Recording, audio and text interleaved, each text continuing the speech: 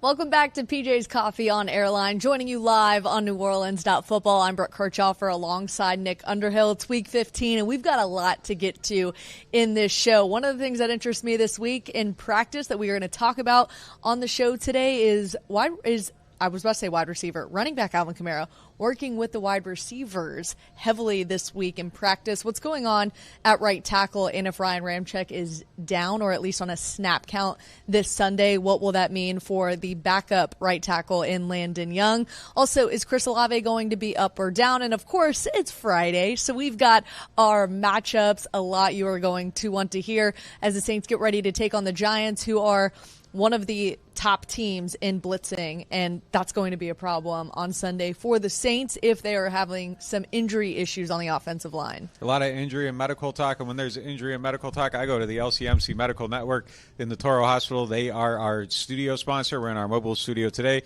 and make sure you check out this PJ's or any PJ's, but especially this one on Airline Drive. Brand new building, beautiful location. Make sure you check them out. And if you need a new car, my guy Matt Bowers is the only person you should ever talk to. He has all kinds of different dealerships. He'll get you right. He'll get you the car. He'll get you the best prices. So make sure you go and check him out. That's where I buy all of my cars. And if you need to get some relaxation, get a massage, get a facial, whatever you need to do, Woodhouse Day Spa, it's a great gift for somebody too this holiday season. So, all right, let's hit these ads. The NewOrleans.Football show is proudly presented by PJ's Coffee. PJ's Coffee has some of the best drinks that you can find. They have locations all over the city. They have pastries and everything else you need to get your day started. So go check them out. Are you looking for the perfect engagement ring? Look no further than Friend & Company Fine Jewelers' new engagement salon. This new area houses a wide selection of engagement rings to choose from in all cuts, sizes, and colors.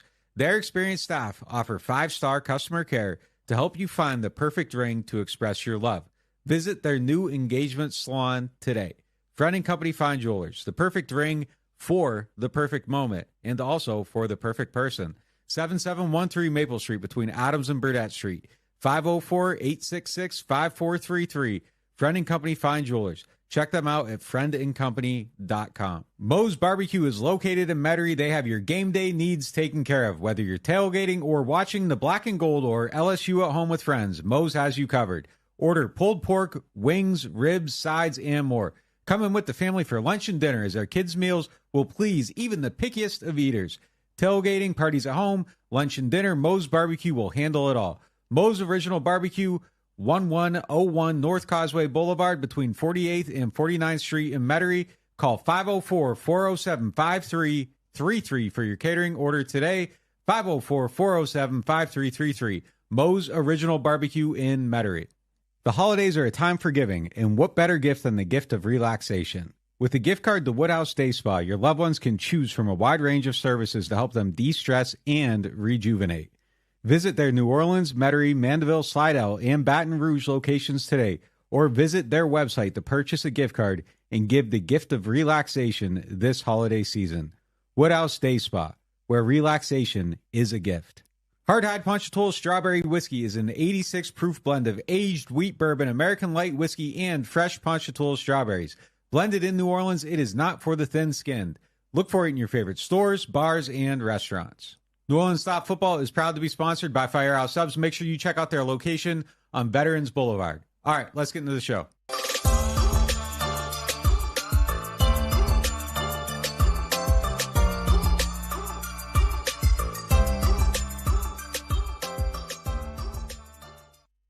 Let's get into our lead topic, presented by Friend & Company Fine Jewelers, the official jewelers of the New Orleans Saints. Friend & Company Fine Jewelers is home to a new engagement salon where they have new engagement rings. And while you are there, ask them about their fleur-de-lis collection of earrings and necklace that I have on now. They are specially priced for our NOF audience. All right, let's get to the lead topic. The Saints are dealing with some injuries this week. Chris Olave will likely be out. He did not practice all week. He's dealing with a new ankle injury. He's listed as questionable, but I'm leaning toward not seeing him playing this Sunday, given he did not practice all week. Ryan Ramczyk is dealing with a knee issue this week. He is questionable to play. You do get Taysom Hill and Rashid Shaheed, but they're coming back from injury, so we'll see what's going on with them. But you're still down Michael Thomas, Marshall Lattimore, and Marcus May. So are the injuries too big to overcome this Sunday against the Giants? So, yeah, we'll start with Ramczyk. I mean, I've heard for years that he has a degenerative knee knee injury, something that's just going to keep progressively getting worse and worse and worse over time, and it's something that's going to have to be managed throughout his career. I'm not necessarily writing him off this week. Like I think it's probably going to be a thing throughout the remainder of his career where there's probably going to be weeks where he doesn't practice and he still plays because his knee just doesn't allow him the same mileage that he used to. So that's something that has to be managed. It's a little bit scary. He's probably going to end his career at some point. I mean, just to be brutally honest, I don't think we're on like the precipice of that or anything like that, but it's something that definitely is going to probably shorten his shelf life a little bit. With Chris, I heard he was day-to-day / week-to-week. I thought it was good news that DA said today that it's not a high ankle sprain. That's something that's, one of those 4 to 6 weeks injuries. So I think this is kind of more of like a flexibility, not being stiff, being able to manage the pain a little bit. But like you said, I'm not expecting to see him this week. He did say it's going to be a game-time decision. I bet the team's going to try to be aggressive with that because, as we said Wednesday, like I think he's a guy that kind of flips the script a little bit. And if he plays, you feel like they're going to win. If he doesn't, it's kind of like, man, who's going to get open? How are you going to move the ball? Even bigger than that, I think Ryan Ramczyk, yes, he's going to play in some form or fashion this Sunday. But as you mentioned, it might not be up to him how much he plays in this game Sunday if the knee is beginning to be more of an issue. Now, we talked to James Hurst in the locker room today, and I asked him, like, hey, look, if Ryan Ramczyk doesn't practice all week, is he a guy that can just show up and play Sunday and be fine? And he's like, yeah, Ryan's most likely going to start at right tackle. But given what you've seen from Landon Young at right tackle this year, hasn't been great. Only one snap, and he gave up a sack on that one snap against the Atlanta Falcons. We saw Ryan Ramczyk leave the field because he had a shoe issue. Wasn't even an injury thing. And that is, to me, going to be an issue if Ryan Ramczyk is playing like 70% of the snaps on Sunday, given how often they are going to face the blitz from the Giants this weekend. Yeah, and just like even just going against Thibodeau, like he's, what is he, 9th in the league in sacks, I think, right now with 11.5. He plays on both sides, lines up on both sides. Him against Landon Young is terrifying. I mean, that's something that you definitely do not want to see.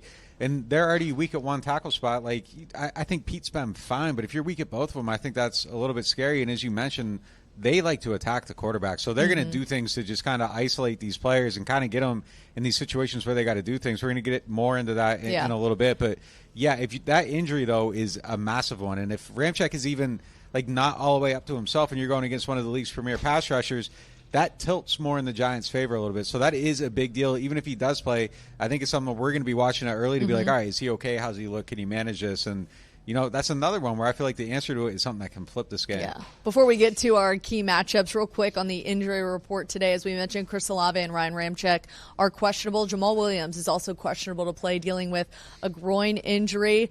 On the other side, for the Giants, Dexter Lawrence is questionable to play with a hamstring injury. That'd be big for the Saints if he does not play. Darren Waller is designated to return from IR. He is questionable to play, dealing with a hamstring injury. I'm not sure they throw Darren Waller right into the fire, him coming off of IR, but if he does, you'll hear how the numbers are pretty scary as far as the Saints defending tight ends later on in our matchups. And then doubtful to play is Evan Neal with an ankle injury. Again, that's another one. If the Saints can avoid him, it's definitely tips in the favor for the Saints. All right, let's get to our key matchups, starting with our first one, Derek Carr and the Saints wide receivers against this Giants secondary. The Giants have been pretty good playing their two primary coverages on defense this year, posting an 81.3 passer rating against when using cover 1 and an 84.4 rating against when playing cover 3. But the Giants, they do give up the chunk plays. We've seen that. They've given up 26 completions on passes that traveled 20 or more yards through the air on these two coverages, which could be a good thing for Derek Carr. He loves to throw the deep ball, and with Rashid Shaheed back in action this week, I could see Derek Carr kind of daring their secondary a little bit. He's posting a passer rating of 90 or more against those two coverages that we were just talking about with the Giants. And he also has 10 completions on passes traveling 20 or more yards against those two coverages. So, I mean, do you think Derek Carr, that's something he's thinking about this week and could potentially attack? I think you kind of got to play to your strengths this week, and it is probably trying to go deep a little bit. And really the only strength you're going to have in the passing game if Olave doesn't play is Shaheed going deep. I think it's kind of interesting. You look at Shaheed last year, and he ran a lot more routes over the middle of the field. He did a lot more on the route tree. This year they've kind of limited him a little bit to some of this deeper stuff. We saw him trying to get involved over the middle. They were getting him going on some crossers. Crossers were kind of something the Saints weren't doing at all for a while, and the timing on those was just so off. So, they got to try to figure something out if Olave isn't out there. And I think that's kind of been one of the keys to the offense getting going during this, a little bit of a stretch in the back half. The one thing Derek Carr has done well is throwing the ball to Chris Olave, and they seem to have really gotten on the same page after some, weirdness early in the year, just not being on the same page. I don't think he's all the way there yet with Shaheed because you see the timing off on a lot of stuff. So I think you do have to try to go deep a little bit. But it's interesting they have these numbers because, I don't think their corners have really played that good. Banks has an 84.3 passer rating against, but he's given up 4 touchdowns. That number's kind of, swayed a little bit because he has 2 interceptions, I believe, this year. So it's kind of covering things up a little bit. And Adoree Jackson just hasn't really been good there, 102.5 passer rating against. I think their safeties are good, Pinnock and McKinney. They do some decent stuff down the field. But, yeah, look, Carr has a good arm. Shaheed has good speed. You get him in single high. And one thing the Saints have done this year is they've kind of – the best thing that Pete Carmichael's done the whole year is he calls up these concepts that kind of put the safety in a bind, and we're going to break down one of those in a little bit, something that I think they should try to do in this game. So, yeah, I think there's going to be some opportunities here, and, you got to use your play action to set up these shots down the field. Yeah, you mentioned the connection still being here or there. I kind of saw that this week, too, between Rashid Shaheed and Derek Carr. You saw them miss each other a couple of times when there was no pressure, no defense in there, just routes on air. So I don't know if that's still necessarily a concern or just a matter of Rashid Shaheed being out for a week, but definitely something you don't want to see in week 15. All right, moving on. Let's get to this Saints defense versus Darren Waller. The Saints have given up 7 touchdowns to tight ends. That's the most in the NFL. They've also given up 60 receptions for 646 yards to tight ends. Now, Waller was designated to return from IR. We'll see if he will play. If he does play, he hasn't played in 5 games and only has 1 touchdown this year, but this could be a game where Darren Waller just sees this and thinks he can just tee it up against this secondary that has struggled against either bigger wide receivers or tight ends. You remember that 2020 game against the Raiders when Waller just kind of he ate them up? And yeah. That was the game that I kept thinking about when they signed Derek Carr. It was just they're going to be able to do all this stuff with their tight ends. It's going to open it all up for, Jawan Johnson's going to be like a monster. They're going to use him on these bootlegs and all these different things. And it just really never came to fruition here. And I don't think that he's really hit the way they wanted him to in New York yet either. But he is a monster. The Saints know he's a monster. They know that he can make all these plays, that he's an athletic type of player. And really, the Saints scheme has just done kind of a poor job against tight ends in general. I don't feel like they've had a great plan for him. It's kind of they've just allowed the defense to kind of match up and let players get picked up by linebackers in some situations, safeties in another. They haven't really come at somebody one-on-one in a certain type of way. That might be something to think about this week if Waller plays. I just don't know if you can plan for it given that his status is questionable. So I'm expecting him to kind of approach it the same way, hope that the scheme kind of takes care of everything. The problem is that it's probably not gonna, and if Waller does play, I expect this to be an advantage for the Giants. Yeah, how can you not? At least given what we have seen from the Saints playing tight ends this year, this should be a big game for him if he is playing. All right, moving on to the next one. Saints front 7 versus Tommy DeVito and Saquon Barkley. When you pay attention to the Saints this season, it's been the thorn in their side, a mobile quarterback and a strong running back. We saw that specifically against the Falcons, and they really tore up this Saints defense. Saints are giving up an average of 131.5 rushing yards per game. They're 26th in pressure rate. And how about this one? I was surprised to see this stat. They are dead last in the NFL in QB scrambles and defending runs from the shotgun. You know what else they're terrible at? Defending outside zone. 568 yards on outside zone plays this year, 25 missed tackles on those plays. And guess what the Giants like to do? They like to run outside zone runs. Yeah, so Barkley getting out there averages 4.6 yards per carry on outside zone runs. I'm expecting him he's going to have a big run this week. This is not what the Saints are not a good sideline-to-sideline team right now, and their front isn't athletic enough to defend these. So, they get stretched out. They can't get there. They're missing tackles when they do get there because they're not in the position of strength to tackle in the open field. Saquon's going to eat them up on these plays. I hate to say it, and I think DeVito's going to take advantage of him on the ground too. So I don't know. Is there anything you think they can do to contain him? What do you think happens? I don't know. We saw the defense switch up things last week, so that was a positive to see that they are willing to change their scheme when it isn't working. But it's week 15, and it's one of those things where we just haven't seen him defend the run very well. And look at the stats. DeVito, the last 4 games, has 125 rushing yards.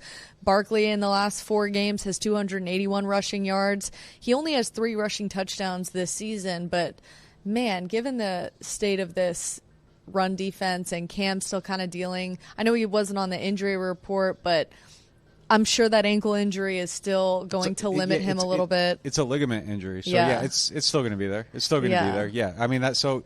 What I've kind of heard is that he can defend the run well, but like when he's rushing the passer, he isn't able to like push off like the same way. But yeah, even against the run, like if you are limited with the ankle ligament injury, it's going to be an issue. So it's not going to feel good, that's for sure. Yeah.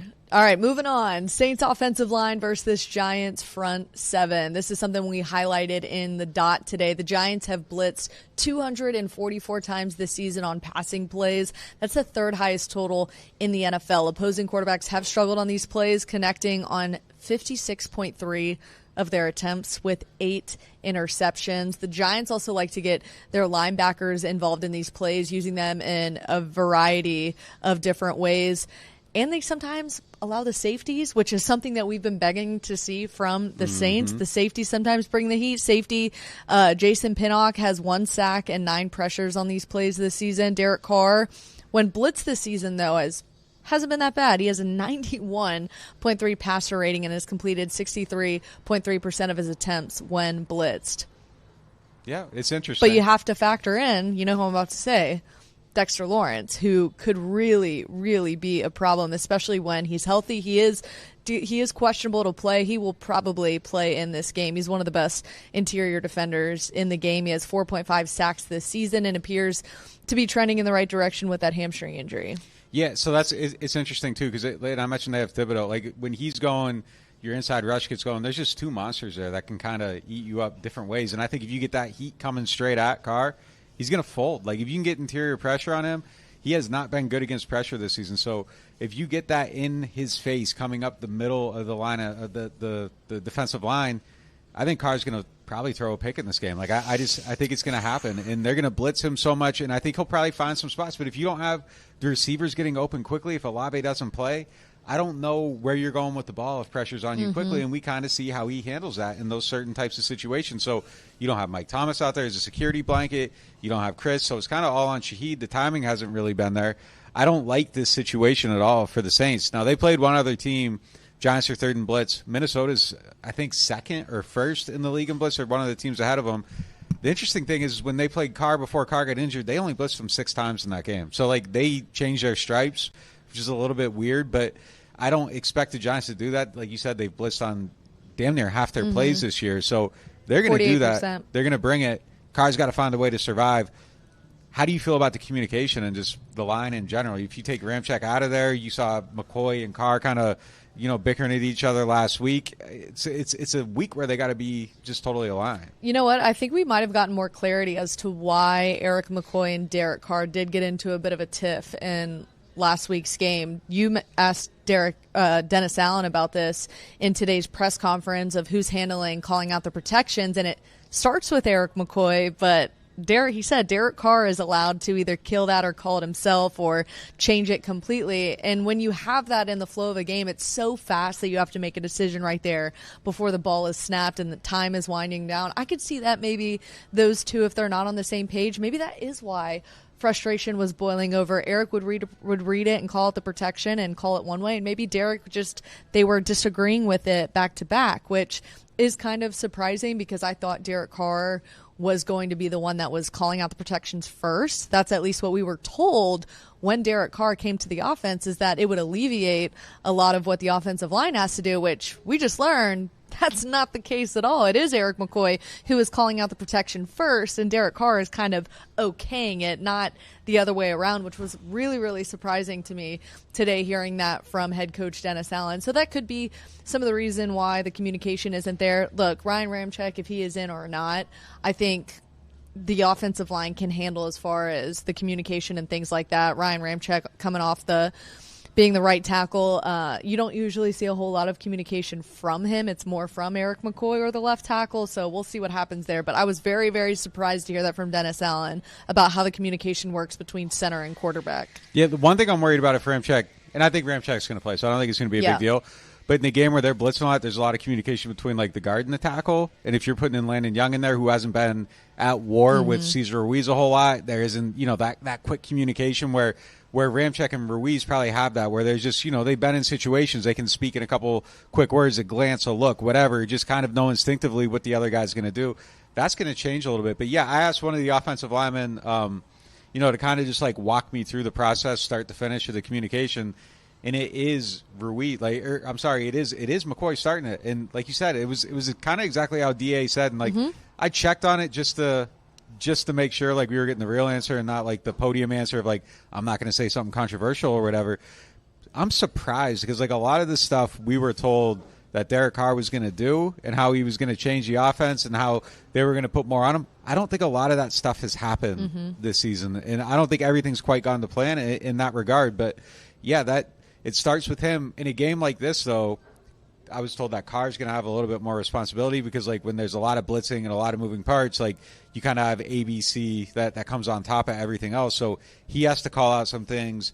McCoy has to call out some things. And they got to be on the same page this week because they're getting a lot of different looks. So that communication needs to be on point, and I think it probably will be. I don't think there's any lingering effect from last week's thing, but we saw that it's a little bit tenuous, so it is something to keep an eye on. Absolutely, especially when frustrations will probably be running even higher, just by the way this Giants front seven runs things. All right, moving on to our next matchup. Wide receiver Wan'Dale Robinson versus Alontae Taylor. The reason why I brought this one up, too, is, look, when you look at Robinson's stats, like, for the year aren't that exciting, but because Tommy DeVito is starting to figure things out as the starter for the Giants right now, he's getting these guys involved. Robinson had 6 catches and a career-high 115 scrimmage yards in Week 14. It's his second career game with 100-plus scrimmage yards, and it's just Tommy DeVito finding a rhythm with this offense. It opens things up for Saquon Barkley as well. Alontae Taylor, he's been targeted 94 times this season. He's only given up 59 catches in that number for 564 yards. He has 13 pass breakups and had one of his best games last week, allowing 3 catches on 7 targets for 27 yards and 2 forced incompletions. Now it's a matter of, can Taylor show some consistency and put together back-to-back weeks of lockdown play, especially when this offense is trending up? We haven't seen it from him yet, the consistency. I think that's still something that he's searching for in that move to the slot. I do think that he's gotten a little bit better as the season goes on. But this is an interesting guy to highlight, too, because it kind of shows, like, if a quarterback likes somebody, they can unlock them. Like, different guys have different chemistry. We saw it with Drew Brees. Yeah. So, like, people have their guy. Your guy can become the guy just if he has that right type of chemistry with the quarterback, if they see the field the same way. If he, certain quarterbacks like to target certain areas of the field and throw the ball differently. So it's kind of fascinating to see how he's come on throughout this little stretch. And last week, like you said, was his best game. So I think it is on Taylor to kind of step up and lock him down. And look, they don't have a ton of threats in this offense, but he's somebody that we saw that can break a game open, so you got to be strong there. 2 people I want to see break a game open is Alvin Kamara and Jamal Williams in the run game. We saw a little bit of it last week, but Jamal Williams is questionable to play this week. That gets to our next matchup. Alvin Kamara and Jamal Williams versus Giants run defense. Alvin Kamara, he's had his 5th rushing touchdown of the season last week. 966 scrimmage yards in 2023, and he needs 34 scrimmage yards for his 7th straight 1,000-yard season. Jamal Williams, 11 carries in Week 14. That's the most since Week 1 since joining the Saints. He had 43 rushing yards, but this linebacker and Bobby Okereke, he is the only player this season with 100-plus tackles, 9 tackles for a loss, 8 passes defended, and has 10-plus tackles in 4 of his past 5 on the road. And then you have linebacker Isaiah Simmons. He has 1 interception this year. The kind of numbers are down, but they're 2 linebackers that are going to present a problem. And they're going to get their hands on these 2 running backs and try to slow them down. I think Simmons has played a little bit better there than he did where he initially started out. And is it fair to say, too, I feel like with some of these, sorry to cut you off, but with some of these linebackers, like the stats don't necessarily reflect the great play that we see on tape. Like they usually don't get a lot of love from the stats. Yes, it's true. And look, sometimes big tackle numbers, and now Okereke I think has played great this season. Yeah. But like sometimes like Stephon Anthony has a ton of tackles and he's playing terribly. Like there's just sometimes you got to go and look at it. But yeah, look, Simmons is interesting because I thought he was going to be like a game-changing type of player coming into the league, and I think a lot of people did. And he hasn't really found his position. He was kind of trapped in between linebacker and safety, and just in coverage and a lot of different stuff. And I think the Giants have used him a little bit better, but I don't think he's ever going to quite reach his full potential that everybody thought he was going to have coming into the league. But look, this run defense, I think the Saints have an opportunity to kind of take advantage of it. They're allowing 135.1 rushing yards per game. You said it earlier, the Saints are at 131. They're worse than the Saints run defense, which is terrible. So they should be able to take advantage of this. And if you can run the ball in this game, play action becomes more effective. You can take them shots down the field. You can use Rashid Shaheed a little bit better in this game. So it just kind of all goes hand in hand. So you have to take care of this to get X, Y, and Z to fall into play. Yeah, you get the run game going and you stay ahead, which is something the Saints have struggled to do all season. This could be a game that could get away from them in a hurry if they are not running the ball well and do not start fast. We're still waiting to see if the Saints start fast. We have not seen it too often. Major issue this season. All right, coming up, we are going to talk about some of the gifts that were given in the Saints locker room this week. Derek Carr was feeling very friendly, handing out some gifts to certain groups. Some people are not happy that they didn't get anything from Derek Carr. They were joking, of course, but Nick will tell us all the gifts that were given out this week. Some new gifts today that I don't think a lot of people enjoyed. We'll talk about that. Plus, we've got our question of the day. We hear from your NOF audience. I'm also paying attention to this live chat. Go ahead and throw some questions in there, and I might answer a few in this second segment. And he loves when I say this every week. Coach Nick is back right after this. God. I thought we were getting away with it. 'Tis the season for gumbo combos at New Orleans Hamburger and Seafood Company. Enjoy our hot gumbo, fries, and your choice of shrimp, catfish, soft-shell crab, or frog legs starting at $9.99. That's right, $9.99 at New Orleans Hamburger and Seafood Company. No loan payments for 90 days with local financing from Jefferson Financial Federal Credit Union on your next auto, boat, RV, ATV, or motorcycle. That's right, no loan payments for 90 days when you close your loan by December 31st. Jefferson Financial offers easy-to-use online applications, fast decisions, and local personalized service. The financial products you want with the convenience you deserve. We are Jefferson Financial Federal Credit Union. Apply online at jeffersonfinancial.org. Federally insured by NCUA. At Toro, we were born for moments like this. From bringing new bundles of joy into the world to delivering what new mothers need to stay healthy. Born to keep hearts beating strong and to keep seniors active and healthy for years to come. Because at Turo, we deliver more than babies. From heart care to cancer care and newborns to seniors, at Turo, we're born to care. Hey, Brad, I got you something I think you're really going to like for your gift this year. What? Is this one of those Martin's exclusive bourbon bottles? Picked it out just for you. Maya, this is awesome. But I think you're going to love the gift I got you a little bit more. Wow. Mega Wine generic brand vodka. Brad, you shouldn't have. Don't mention it. No, Brad, you shouldn't have. Look, small batch, smooth, soft spice.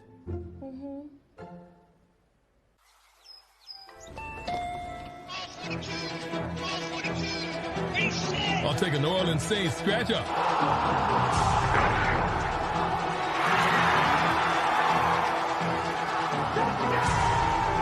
Play New Orleans Saints from the lottery. Just scratch, fold, and punch your way to winnings. Punch your ticket with New Orleans Saints. Win up to $100,000. Enter our second chance drawings, giving you a season to smile.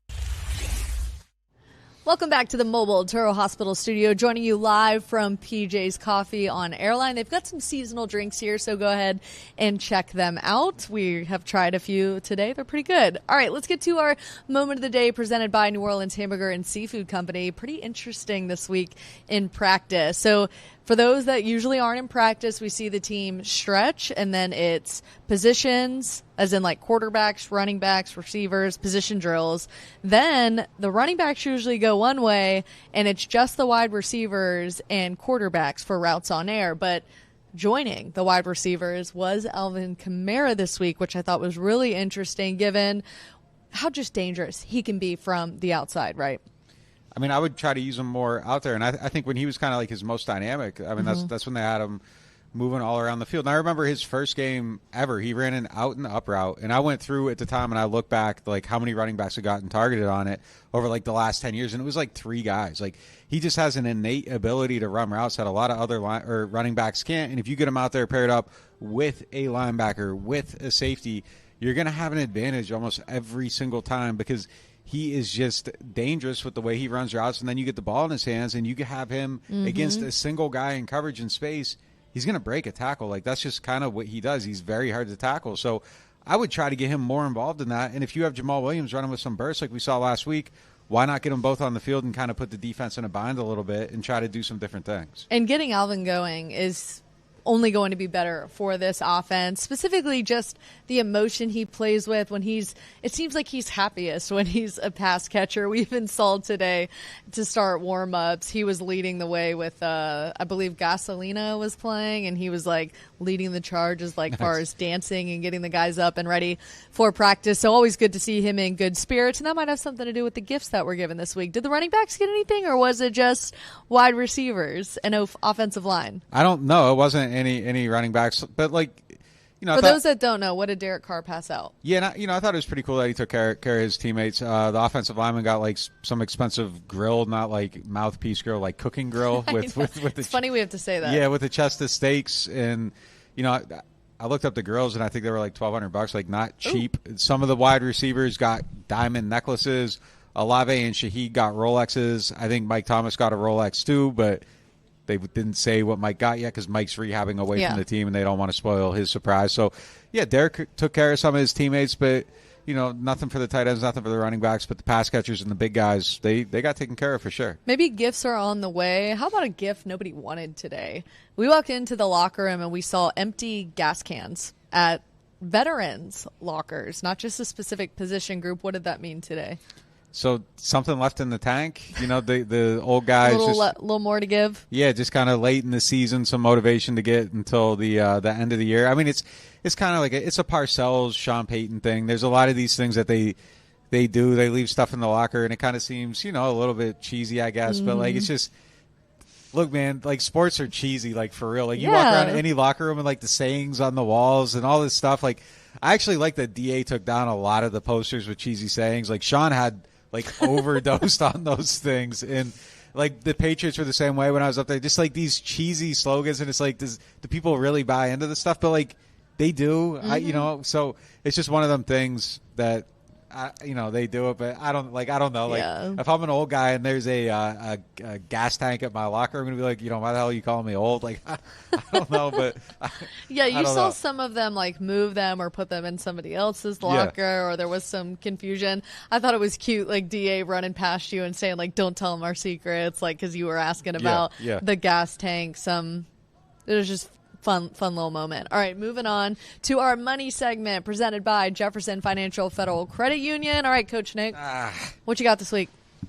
All right, so we got another play, and this is going to play into kind of how the Giants play. And we saw one of these similar a couple of weeks ago, one of these concepts where they kind of put the safety in the bind. And I'm bringing it back just because I think these are the type of plays that they're going to see in this game, this type of coverage rather. So this is a route concept I'm expecting to see again this week. I think it's the right time to bring it out, and it plays into everything. We're going to see a little bit of play action on this.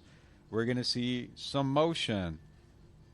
We're going to see Carr taking a deep shot. These are all the things we want to see them doing, and these are all the ways that you can set it up. And this is kind of where I think, again, you see the growth of Carmichael just as the play caller, kind of getting a little bit more cohesive in what he's doing, having more stuff that the team's doing down the field.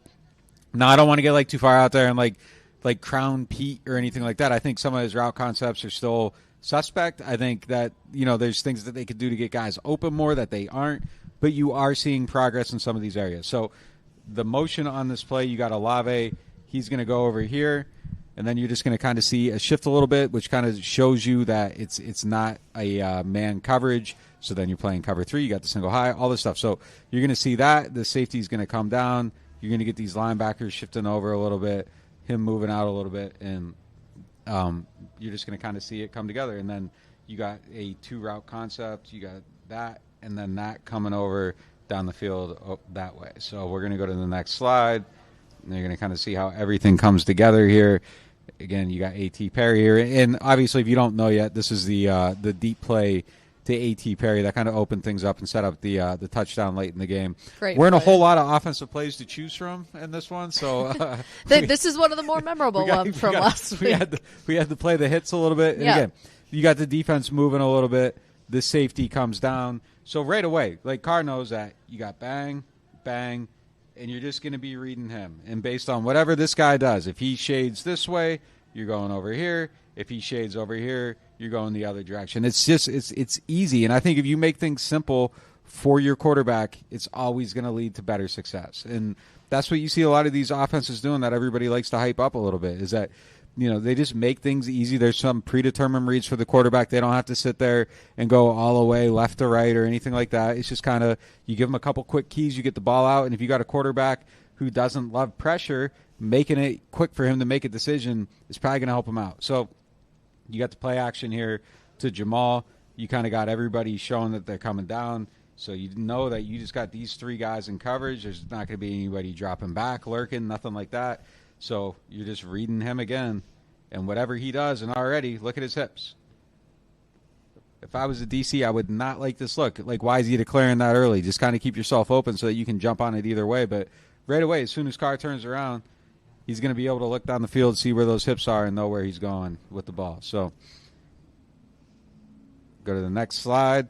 Big time. Look at him. Like, you know exactly. Like, you got the one-on-one over here. That's where you're going with it. You aren't jumping on this. Like, it's perfect right here. So Carr's back. You can see he's looking right down the field, reading him. Real easy read here. You got the one-on-one, and you go to it. If you need the check down, you got the check down over here. Probably seen too many of those this year, but by the time this safety gets turning around, you see him like just bringing his hips around. He's off balance. He doesn't have a good base. He's not in a position to explode off this. Like, shout out to Dan Hatman at the Scouting Academy. They give you all this stuff to watch about the hips. Like, and you just see it. Like, it shows up all the time on film.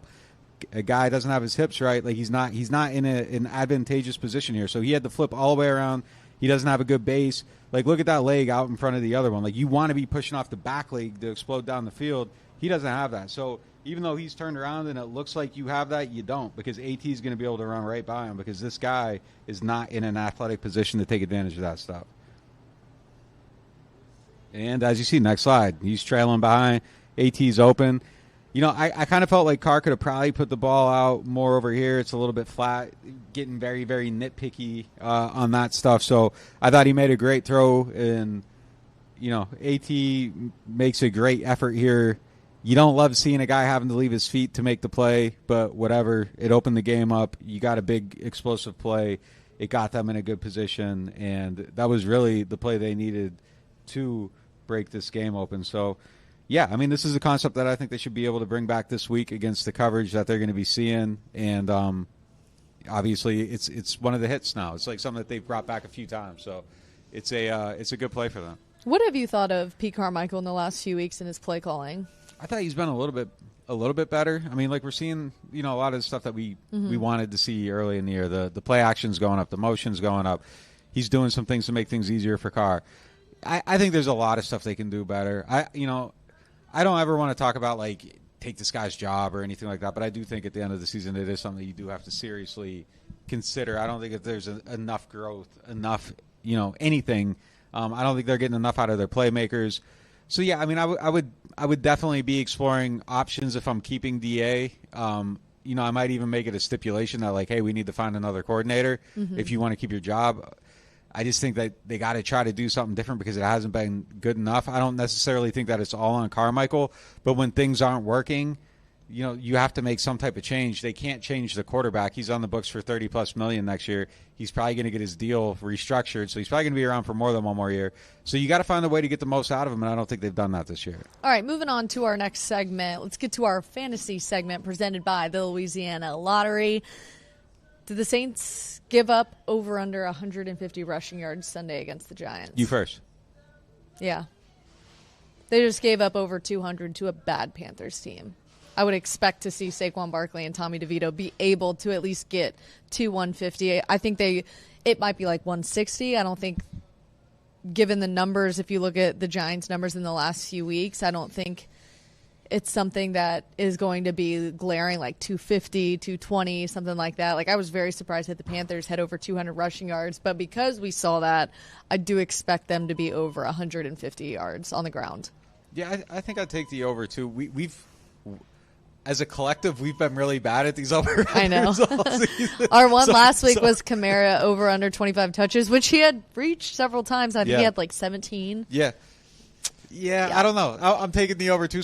There's no way not to take the over in this game because I think Saquon, the things that he does, and we hit it in the matchup. Like, I think the things that he does matches up really well against the Saints' weaknesses. He's going to probably have a big run or two in this game. DeVito, if he's going to probably have an opportunity to run down the field because the Saints don't have the defensive ends. It's going to be like one run for like 20-plus yards. That's it, yeah. That's usually how it happens. Yeah, you get a couple chunk plays, and then you pick away, averaging 3.5, 4 yards per carry on the other ones, and you get there. So, yeah, I agree. I'm taking the over. My history with these this season, though, I'm almost always wrong, so it'll probably be the under. Hey, it's great for the Saints if we're wrong on this. Yeah, absolutely. If we're wrong, they win the game. Yeah. All right. Time now for our Martin's question of the day. Martin's is home to a wide selection of hand-picked barrel select bourbon, whiskeys, and more. Martin's, so much more than just wine. All right, the question is, who are the Saints' picks for the Pro Bowl? Someone said I like Alvin Kamara, Demario Davis, and Tyrann Mathieu. Well, Alvin's not even in the top 10, so I don't think he's going to end up in there. I like Rashid Shaheed. I think Shaheed. I like his option or his opportunity to potentially get there with the votes at least. Yeah, especially if he has a couple more explosive plays down the stretch. He's second in voting for returner. I don't know that he's had like a ton of great plays as a returner, but he has a lot of name recognition because he has all these 40-plus yard catches. I think on the last show you said he had 6. Or something like that. So he has a ton of them this year, and that's the stuff that gets your name out there, gets your name ringing a little bit.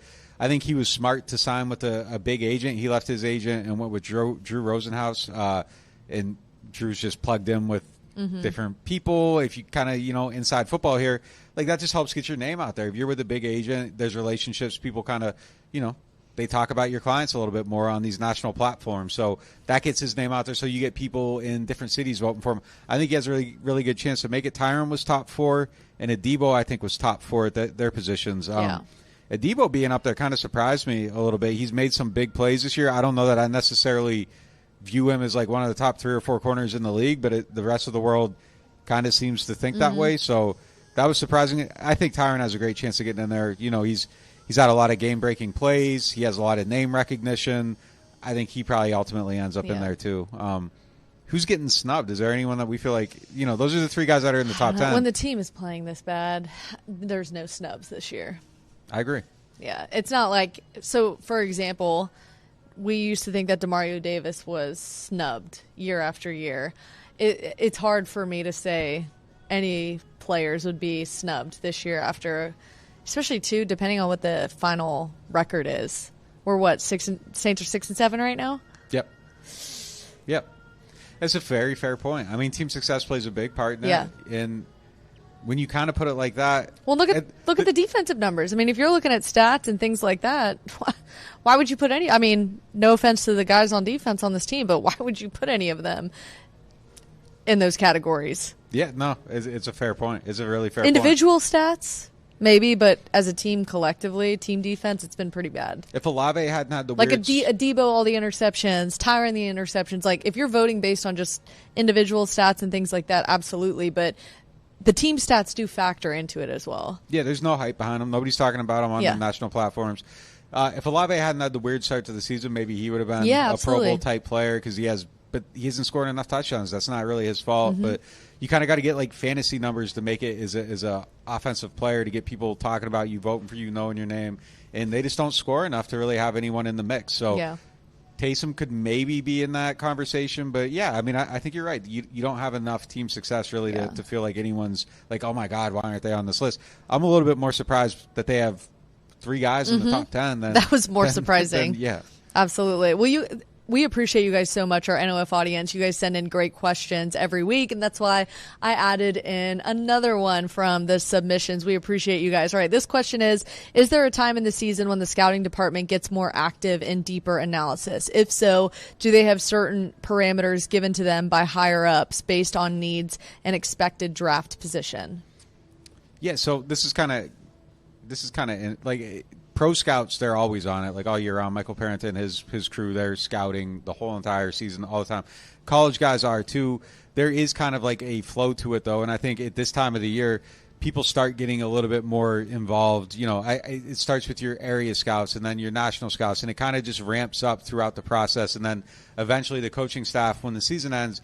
Usually around the end of January, the coaching staff starts getting involved in the scouting process for the upcoming draft. So it is just kind of, it's an ongoing thing, though, year round, and they have their calendar. And after the draft, there's a little bit of a dead period, but like there's not really like there's a lot of people that work on the scouting process, and it's a year round thing. And you know, you're out there. Your scout and your area scouts are almost like reporters going out trying to get information, trying to dig up, you know, the character concerns, what people think about them, how they interact with their coaches, how they treat cafeteria workers, all this stuff. Like, it all becomes part of the process. I know of one team that, like, looks – they were, like, asking people what their Uber rating was, like, to see if they treat people well. Like, all these things. All of it goes into it. All these things, like, and it's just like – damn, that's like a really wild thing. Cause like, I wouldn't have never guessed if that. you're like an asshole, like you're gonna have a terrible rating. But like, yeah, I mean, it's just kind of it's a year-round thing, and there is a lot of resources that go into scouting, both pro, both college. Somebody in the chat made a really good point. Taysom Hill, he's probably screwed because of he plays so many different positions, but he absolutely deserves a Pro Bowl, right? Which would be the position they would put him in, though? But he's listed as a quarterback now, right? I know. Yeah, so I guess he would have to go in as a quarterback, which kind of like eliminates any possibility of him ever getting in there. I don't know if they put him on there. Because of his unique role, though, that maybe the NFL looks at it a little differently as far as Pro Bowl voting. They should get him in utility. Can there just be a utility position now at this point, at least just for Pro Bowl voting? The way Taysom is like viewed, I think is a shame, and I think it's finally gotten to the right place. But for the first, 2018, 2019, 2020, 2021, like people were always just fighting about like how he was a joke, how he shouldn't be, a real quarterback, how Sean Payton was looking at him the wrong way. And really, this guy should have been like the most celebrated player in the NFL. Like, he's an incredibly fun person to have around, to watch, to see how he plays the game, all the different things he can do. And I don't think he ever got discussed the right way because there were like these Steve Young expectations, and everybody felt the need to like shout it down. And it's just like, all right, move beyond that and let him just kind of be and let him live.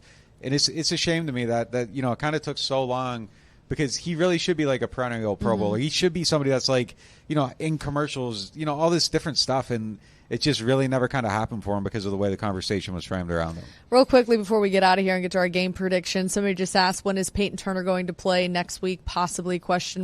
He's not going to play this weekend. We did find that out from Dennis Allen. He was back at practice, though, and it seems like he is trending up toward playing. I would probably expect to see him maybe playing, not against the Rams because it's a short week, but last week.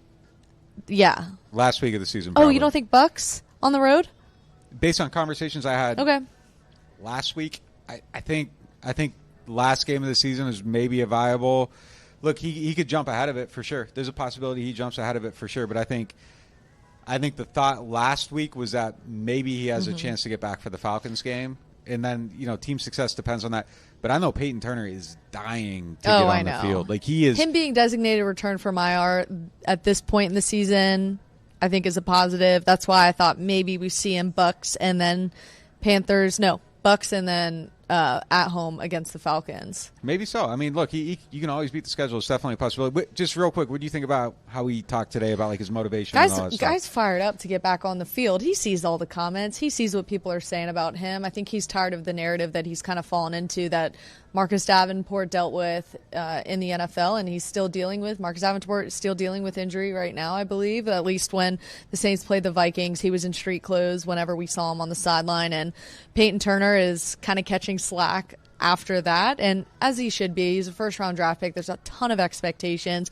It is unfair because it's not like he wanted to get injured, and you kind of found out the severity of the turf toe injuries, which a lot of people don't necessarily know what it is. They hear turf toe, and they're like, how can you be down for as long as you are? But he pulled his sock off and showed you his foot, and it's 2 toes. Yeah, not great.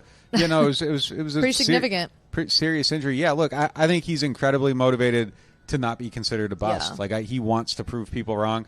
You can kind of feel the fire. We'll see if it translates to anything, but I like that he's not passively kind of going about things right now. It is a concern though, given the injury, and he's got a lot to prove. Usually when you have those injuries though, the reoccurrence of them are a lot higher than not having them at all. So we'll see what happens. All right, let's get to our game predictions. Who you got this weekend? Oh, no. You go first. Oh, I think based on what we have said in the show, I think our fans can catch the vibe.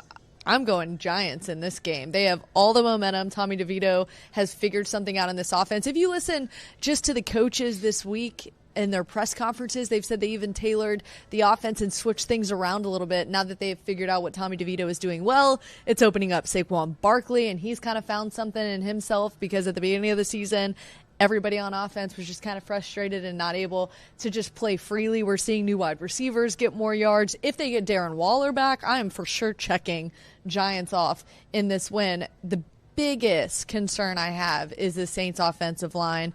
Given there was already some frustrations in the communication last week, they're going to be frustrated all game just because of the way this Giants defense plays. And if Ryan Ramczyk is on a snap count, forget it. I mean, they're going to break through Landon Young. It's going to happen, and Derek Carr's going to get frustrated. We'll see what happens, but I'm going Giants in this game. All right, mine's very simple. If Olave plays, they win. If he doesn't, they lose. Yeah, that's a big factor as well. That's really what I'm resting it on. So, and to be fair, we don't think Chris Olave is playing Sunday. We do not think he's going to play. Even though they said they're going to wait till game time, we don't think he's playing at this. What is it, Friday, 5:21 p.m.? That's my guess right now. Yeah. So my guess right now is that they lose the game. If Chris finds a way to play, I think they win. I mean, it's really that simple. Is it close? To me. I think it's going to be a close game either way, yeah. Yeah, I agree. We'll see what happens, but we will be joining you live from the Superdome on Sunday at about 9:30. And remember, this is a show for our NOF audience. You guys throw your questions in, and we answer them as we go. I'm also looking at our social media questions that you guys send ahead of time. We make sure to get all those questions in for about 10 to 15 minutes. And then, of course, we go to the members-only private link, and that is for all the members' questions. That's all we are answering throughout that entire show. This is all led by you guys, and we couldn't do it without you. We appreciate our NOF audience so much, and we will see you Sunday and have exciting things on the way. We saw our new studio probably in a month or so under some construction. We can't wait to get in there, and again, that doesn't happen if we don't have you guys' support. Absolutely. So if you like what we are doing, our YouTube is free. Be sure to like and subscribe if you guys like what we were doing, and we'll see you next time.